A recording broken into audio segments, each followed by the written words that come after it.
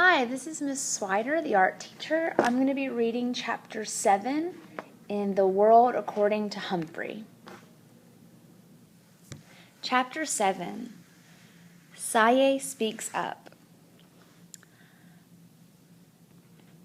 On Friday afternoon, Saya's father, Mr. Naziri, picked us up after school.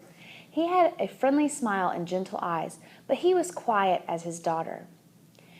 Saya lived in a tall building, so Mr. Naziri carried my cage up 1, 2, 3 flights of stairs to their clean and quiet apartment. Mrs. Naziri opened the door for us. She spoke to her husband and daughter, but I couldn't exactly understand what they were saying. "Hummy, hummy," a little voice called out. Saya's little brother, Derek, toddled towards the door to greet me. "Say Humphrey," Saya gently corrected him. "Hummy," he said. The Naziris put my cage in the living room, right in the middle of a big table. Then they pulled up chairs so they could all sit and stare into my cage. It seemed as if they were waiting for something to happen, so I decided to give them a show. First, I spun on my wheel for a while. Then I climbed up the side of the cage and dived down into a pile of soft paper. They were obviously impressed with my performance as they talked quietly. The funny thing is, I couldn't understand a word they were saying. No wonder Saya got 100% on all of her vocabulary tests. She and her family knew a lot more words than I did. They finally went to the kitchen to eat dinner. Later, while the rest of the family watched television, Saya's mother quietly sat by my cage watching me. She seemed nice. Eventually, it was bedtime for the Naziris. But after the lights were out, Saya slipped out of her room and came back to my cage and whispered to me. I could understand her again. "Now you know my secret, Humphrey," she whispered. "My family doesn't speak English. Well, my dad does a little, but he's shy about it. Mom hasn't learned any English at all, and Derek's too little." "I understand," I squeaked. "That's why I don't like to talk in class," she explained. I don't talk like the other kids. I'm afraid they'll laugh at my accent. That happened to me when I was little."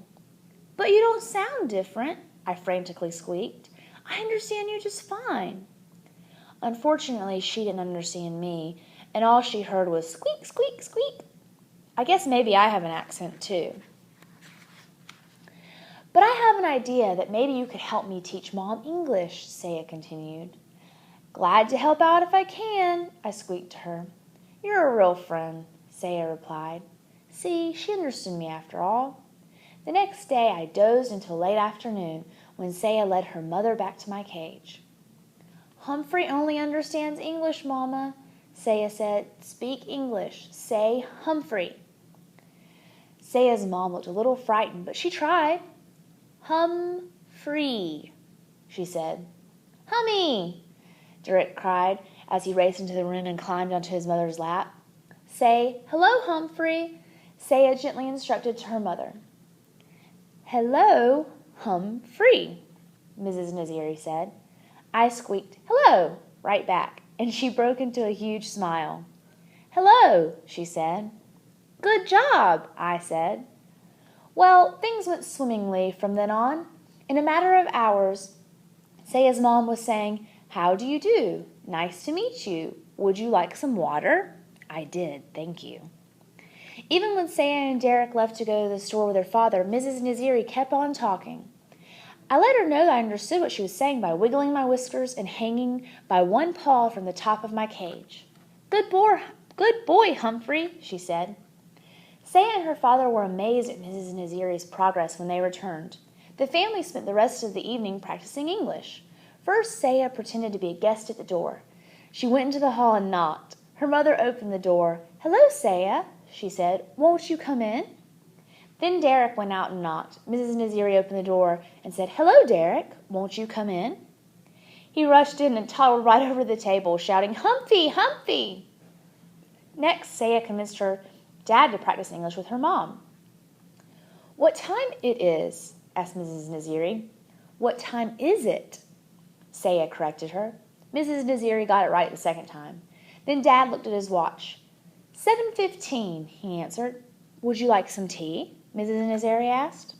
Yes, please, I would like some tea, Mr. Nazari answered. Guess what? They had a tea party right on my table. As a reward for all their hard work, I spun my wheel as fast as my legs would go, and they all cheered. Later, after the lights were out, Saya slipped out of her room to talk to me again. Thank you, Humphrey, she whispered. My mom says she's ready to go to English class now, but I wish you were the teacher. So do I squeaked, and I meant it. There were more English lessons on Sunday, and Saya showed Derek how to clean out my cage. Suddenly, the boy began to giggle. Humphrey poop, he yelled. His English was improving too. On Sunday night, Saya gathered her family together again. I want to teach you the American song, she said. Then she opened her mouth and began to sing. Oh, say, can you see by the dawn's early light? I stood up, just like we do in the classroom when the Star-Spangled Banner is being sung, but I'd never heard it sung like that before. Saya had the most beautiful voice in the world. It was like a gentle breeze. No, like rippling waters. No, it was beautiful. If only our classmates in room 26 could hear her.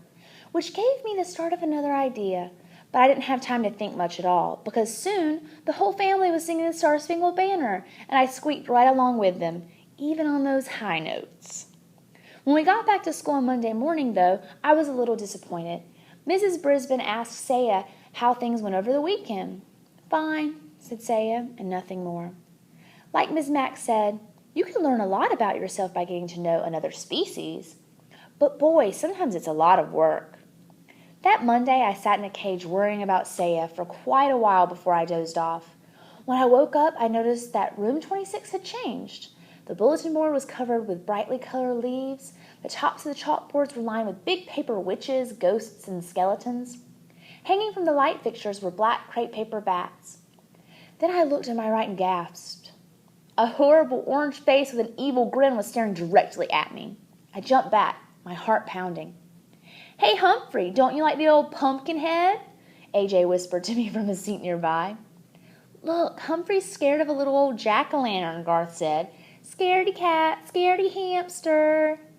I stood up straight and looked as unscared as I possibly could.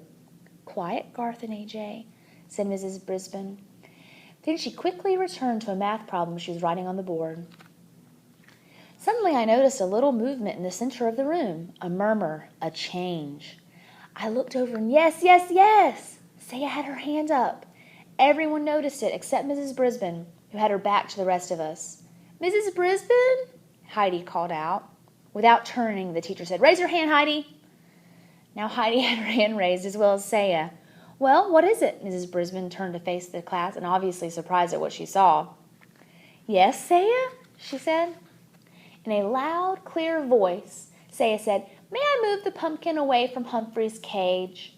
Mrs. Brisbane looked from Saya to the cage and back. Yes, I guess it is a little close. Thank you, Saya. Saya rose and hurried to my table to push the ugly old jack-o'-lantern away. She didn't say a word, but she winked at me, and I knew what she meant. Heidi, did you want to say something? Mrs. Brisbane asked.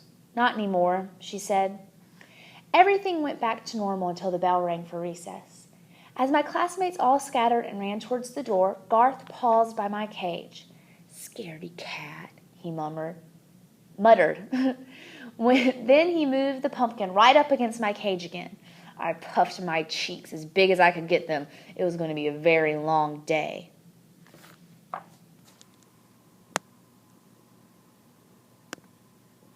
Made with Doodlecast Pro.